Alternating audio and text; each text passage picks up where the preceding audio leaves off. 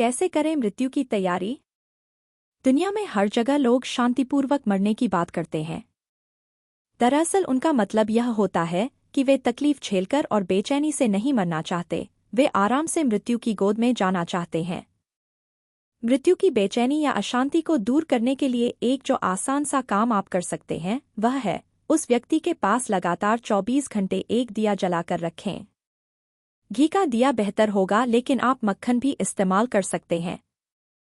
इससे एक खास आभामंडल बनता है जिससे मृत्यु की अस्थिरता और बेचैनी कुछ हद तक कम की जा सकती है। एक उपाय और है कि आप बहुत कम वॉल्यूम पर ब्रह्मानंद स्वरूप जैसा कोई मंत्र सीडी पर चला दें। बैकग्राउंड में इस तरह की कोई ऊर्जावान ध्वनि भी अशांतिपूर्ण मृत्यु की संभावना को टाल सकती है।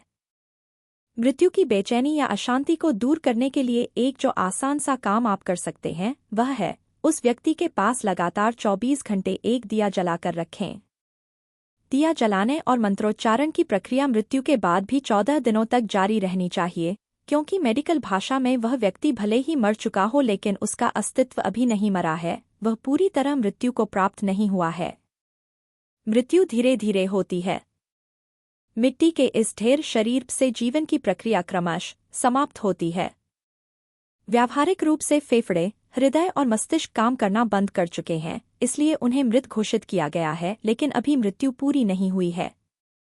चाहे उस व्यक्ति का शरीर जला दिया जाए, वह फिर भी पूरी तरह मृत नहीं है, क्योंकि दूसरी दुनिया में उसके जाने की प्रक्रिया अभी शुरू नहीं हुई है।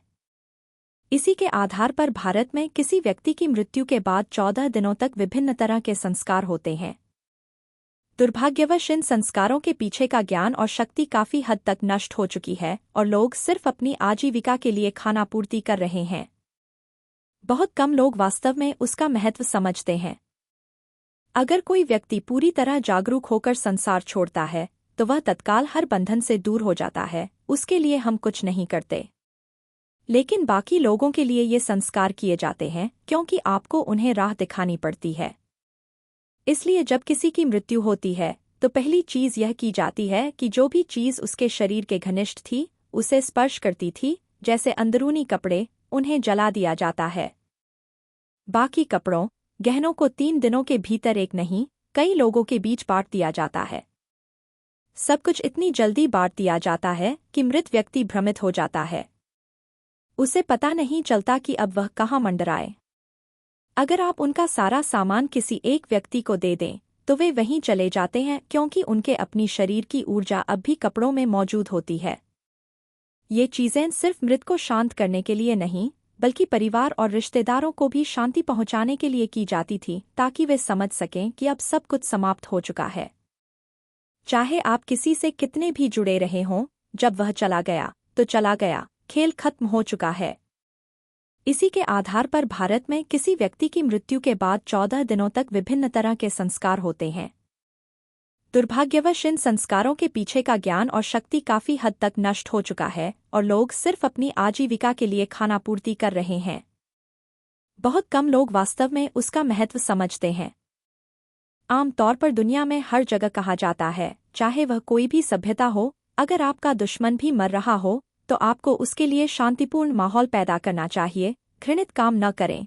हो सकता है कि आपने लड़ाई में उसे मारा हो, लेकिन उसके मरते समय आप अपनी टोपी उतार लेते हैं या राम राम कहते हैं या ऐसा ही कुछ और करते हैं। जब कोई मर रहा होता है, उस पल खेल खत्म होने की सीटी बज चुकी होती है। अब और प्रहार करने का कोई मतलब नहीं है। यही वजह है कि जब आप यह देखते हैं कि मृत लोगों के प्रति उचित सम्मान नहीं दिखाया गया तो आपके अंदर कुछ अशांत हो जाता है। इसलिए नहीं कि आपको शरीर के प्रति सम्मान दिखाना है, बल्कि इसलिए क्योंकि वह धीरे धीरे जीवन से दूर जा रहा है। इससे कोई फर्क नहीं पड़ता कि उसने कैसी जिंदगी जी, कम से कम मौत ठीक से होनी चाहिए। हर मनुष्य को यह बात समझनी चाहिए।